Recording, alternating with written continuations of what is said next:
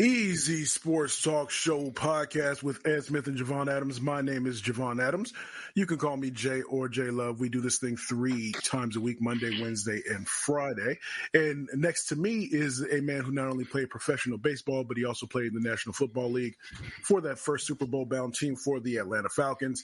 He is an author. He is a motivational speaker. He likes to get down on that Traeger grill. None other than Ed Smith. What is good, my brother?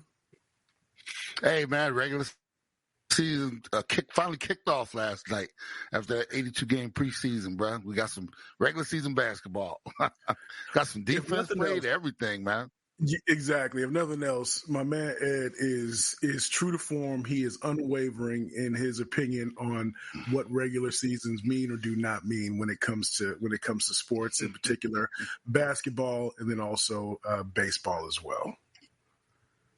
Yeah, no, it was actually, it's funny because I said to my son while we were watching last night, specifically the Lakers game, I was like, this is what basketball should look like right here. It was actually defense being played, intensity. Every shot wasn't a three-pointer with, there were actually people going after rebounds. I was like, yeah, okay, I can watch this.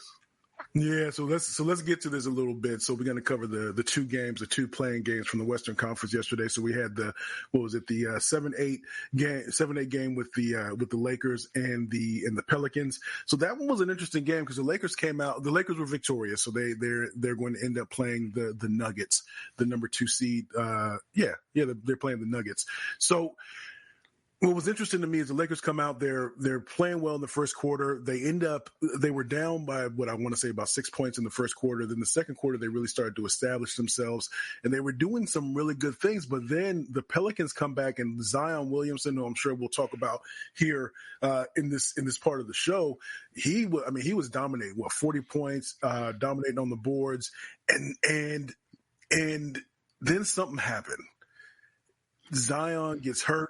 With about 3 minutes and some odd seconds left in the fourth quarter, the Pelicans are still very close. I mean, it was a close game because he was trying to make a move, ended up going. The Lakers call a timeout, goes over to the bench. The replays when they were replaying on television, they were saying it looks like something. Zion tweaked something with his I want to say his left leg, I think it was, and so the next thing you know, you see him taking his towel and throwing it down in frustration and walking off the court, going towards the locker room. And they got to play this next game because now they got to play the 8-9 to see who's going to play, to see who's going to win out. They're going to end up playing the Sacramento Kings. But in watching that in real time, he seemed to be really frustrated. So I guess that's a better thing as opposed to walking out with your head hung, with your head down and being a little bit dejected. But he seemed really frustrated. But he was balling out. They needed him. They could have won that game if it wasn't for that injury with Zion. Well, it's a contrast in seasons for him. This is his first time, if I'm not mistaken, I think he played 70-plus games this season. Yeah, 71 games, yep. 71 games. Then he gets hurt in the playoffs instead of getting hurt early in the season, not even being able to be a factor. And, he was balling, like you said. And as soon as he went down, it was like, oh, you hate to see that. Yeah, I haven't heard anything yet as far as, what the injury was. Problem is, bro, it's a quick turnaround. They go back at it tomorrow for the right to see who gets into the actual playoffs. And then from there, no rest for the weary. The weekend comes and you start a 7-game series against the Oklahoma City Thunder. So, this is going to be a interesting 24 or 48 hours for Zion and that organization. And, you hate to see it happen because, like I said, he was playing well and we started to see what he could be, and, the timing just stinks. That's, to get all the way through the season and hurt it in that fashion late in the game like that. I do want to get down to some of the play from I was listening on locally 98.7 this morning, and there was one player from the Pelicans that really didn't show up, and we'll get into him in a second. And just look at some of the numbers from some of the Lakers, but is this one of those things where he's going to, let's say he knows, whenever they get the results from whatever they're doing today, the imaging, that his hamstring, let's say you really can't play. Does he have to do a Willis Reed and at least try to make it look good to come out there? And the reason I say this is because one of the narrative started to change for him after the All-Star break, because he started to really, it's almost as if he played himself into shape, and he was really, I guess, really showing consistent flashes of his high ceiling, of his high level of potential. So then if you have one of these things where you're not available again for a playoff game, does that mean that could, all of that goodwill, all of the momentum that he has, all of the things that are going on positively probably in his mind, all that stuff goes away.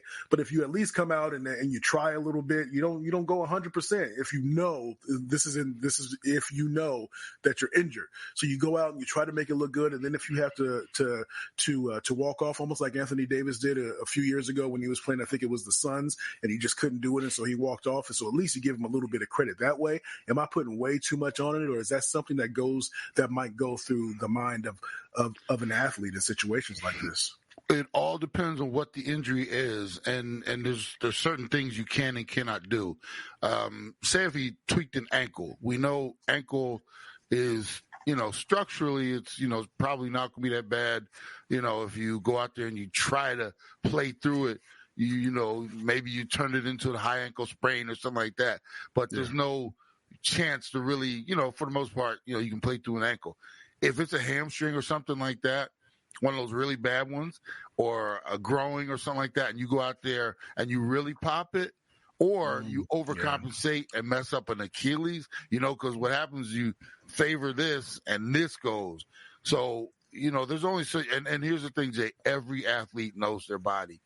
I remember having injuries where I knew the second it happened, I was like, and as bad as it was, like, damn, that hurt. But I know what that is. Oh, man, that's at least 2-3 weeks. Or I remember, an ankle or something. It's like, that hurts, but I can play through this. I can figure this one out. But so the second you hurt something, you, as an athlete, you know exactly what it is for the most part. You cross your fingers and you hope and you pray. I remember the time I blew out my MCL, it was totally ruptured. And what happened, I felt the pop, I heard the pop. But the problem was, like, that night, because I finished the game, that night, I was like, I can actually walk, so maybe it's not that bad. They got me to the MRI the next day, and boom, the doctor's like, oh, yeah, that's totally ruptured. You're done, So even though I was holding out hope, I knew what I had done. So, like I said, every athlete, and then, like I said, it's from there, it's just, it's pain tolerance, is what the injury is. And then sometimes as an athlete, doctors or coaches or team, they'll protect you from yourself. They'll shut you down if they're looking at something and the doctor says, nah, if you go out there on that could be pretty, that then the decision is, well, this is our franchise guy. You can cry all you want and try to get, nah, we can't risk that. So there's all kind of scenarios that are going to play out. We'll just have to see what it is and, who makes the final decision. Now, if it's something he can play through, we'll, like I said, that's when you get those Will Street moments, because, they say, hey, you can give it a try. And, that's when you find out what, how gritty a guy is. Because there's some guys, the second they get a tweak, it's like, well, he down. That's it. We'll see him in a couple weeks, next year, whatever it is. And that's what I'm saying, because a couple seasons ago, even maybe last season, that might have been Zion and say, well, I guess they say I can't go, so I can't go. No, they said that you can go if you want to. Well, I mean, they said what they meant was. Yeah, like I said, the term, we'll find out through the terminology, and then it's a play on words. Who's talking? Whether like the organization is saying what the player is saying, and then we have to decipher. And we know how to decipher. They don't want to go out there. Yeah, that's true. So let's get into a couple of the stats of the game. Anthony Davis played well. 15 rebounds, 20 points. Hachimura, we need my dude. I say that because people listening and watching, I'm a Laker fan. LeBron James with 23, 6 for 20. So you said putting up 20 shots, 6 for 20. We need a little bit more efficiency from LeBron. D'Angelo Russell, 21 points, had 6 assists, I want to say. So not bad in terms of what we need more from the bench, though. But pretty much, I mean, this is kind of what we've been getting all season. But the one I mentioned, one of the players that was kind of non-existent, because Zion was 17 for 27, 40 points, 11 rebounds, 5 assists. But Ingram, And I'm the dude you've heard me say multiple times, man. I still wish we had Brandon Ingram.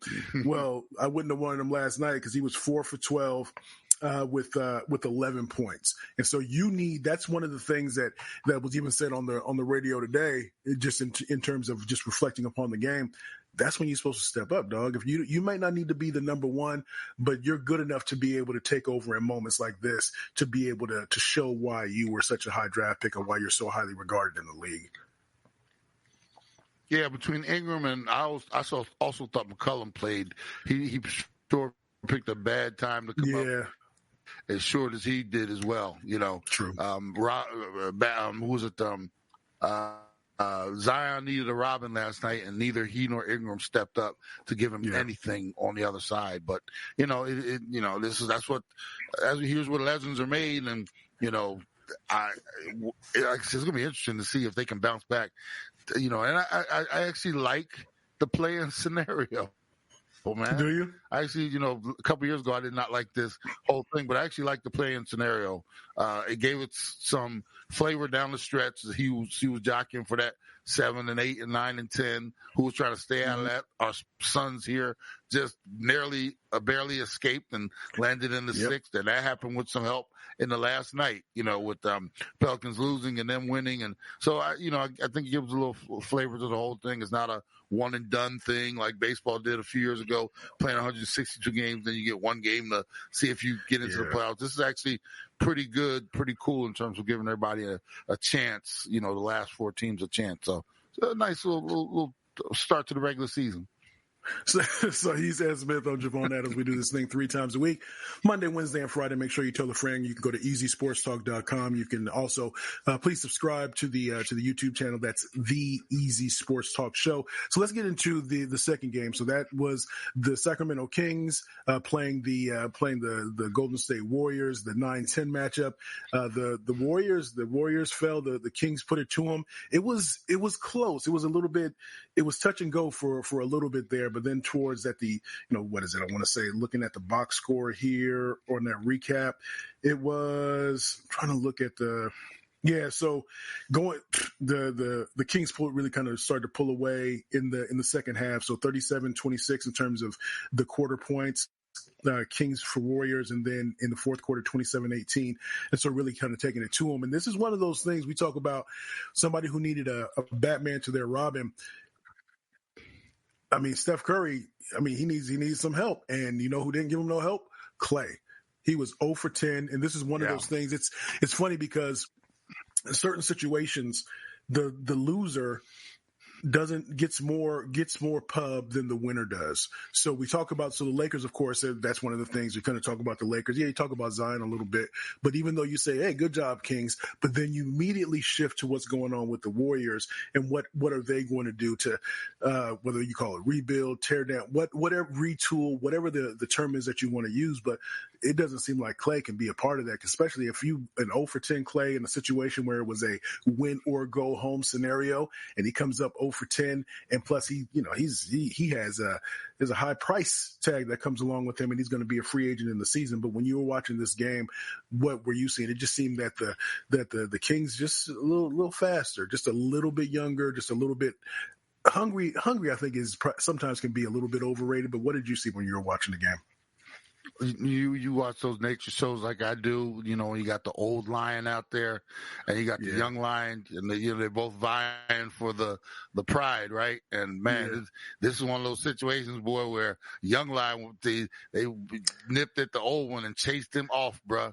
And all you see is the old lion just, you see the scene where they're walking off or trotting off, looking over their shoulder, and that's it right there.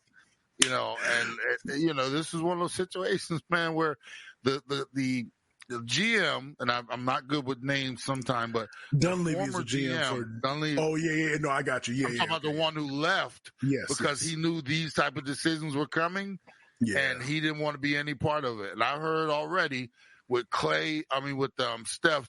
He has already made the comment, I can't see a future without my other three, the big three, meaning us three playing together.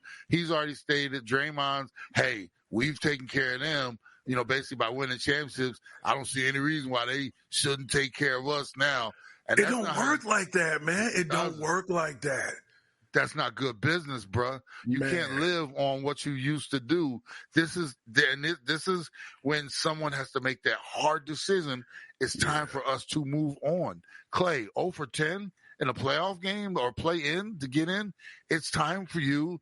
First off, we have to look at the overall situation, bro. Why are we in a play-in situation?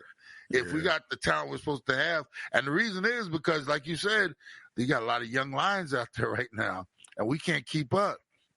And, we're sitting at the 10 spot, and you got, you think about it, you just got beat by Sacramento, but you got Oklahoma City, Denver. You run down the list of West Conference teams that are just so much better than us because they're younger than us. It's time for us to make a change. And for them, now who's supposed to, like, if you're a GM and you wake up this morning and you hear Steph talking, you hear Draymond talking, what are you supposed to do? I mean, they're already trying to make the decision for you. Now, you got to step up and do your job. Hey, we got to get something for Klay, or we got to let Klay go be Klay somewhere else because it's time for us to move on to the next chapter of the book. And it's going to be tough for them because, like I said, everybody's already putting their foot in the ground, and we need to do this, and we need to run this back. And, man, that's how dynasties overstay their welcome. And they turn in. We start looking back like, man, the last couple of years of that, whoa, that was like, even like with San Antonio. Look at where they are, the San Antonio Spurs. Look where they are. They waited too long to, and I know they got lucky in the beginning with getting Duncan and teaming them with the Admiral and that, but they turned that into a 20-year run. But by the time you got to the end of it, they had no pieces ready to go. They had Kawhi, but he stepped off.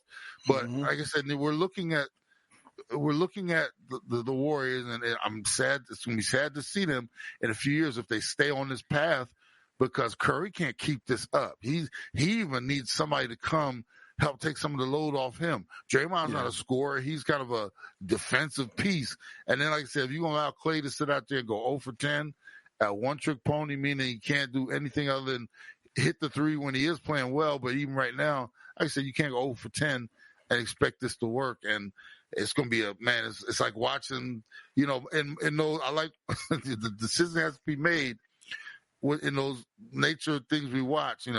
Does the old line go away somewhere and just, die peacefully out there in the field somewhere? Or is he killed by the young lion who's taking over, And right now it looks like he's going to turn into prey right now because it looked pretty bad last night. And, this, it's just not. It's not going to be a happy ending for them if they stay on this course. Yeah, and I agree with you. And here's one of the. And you would think, when he's in his private moments, maybe when he's talking to his wife, that is saying something along the lines of, those are my boys, but somebody got to go, and it ain't gonna be me, but somebody got to go. And so you have to say those things publicly as, I want to run it back. But if you run it back, you look and saying, I really want to run it back. No, I didn't mean it. I just had to say that. I just had to say that because they was listening. But you have to know. You have to know if you Klay. Yes, it means either taking a supreme discount or it means going someplace else. And if you love the Bay that much, if you love the organization that much, and I was gonna say, and you probably agree with me on this, organizations don't love you back. The fans hopefully do, and organizations may, after you've retired, say, "Come on back and rep now," because now it's a totally different scenario. It's a different part of our relationship. But when it comes to trying to win, if you are about winning championships, you're not just trying to have this, like, as you mentioned, the slow death march until you decide to retire. No. Sometimes, as you mentioned, we got to make these tough decisions. Great organizations appreciate what you've done for them in the past, but realize moving forward, we have to make changes if we're going to continue to stay where where our goals are. If you're an organization that's happy with just trying to make the playoffs, then so be it. But if you're an organization that's been spoiled by winning 4 titles and you know what it's like to be there and you know what it takes to get there, you have to make those tough decisions, man. And this is the first time for the Warriors because obviously they've gotten to this point with that core 3. And this is the first time where real question is, hey, can we win with those guys? Can we win with this group right here, meaning the core? And the answer now is flat out no. Not even the thing that messed them up, the thing that makes them say, well, we did it before, was because when they were pretty much being counted out a couple years ago, then they won that championship. So that was unexpected.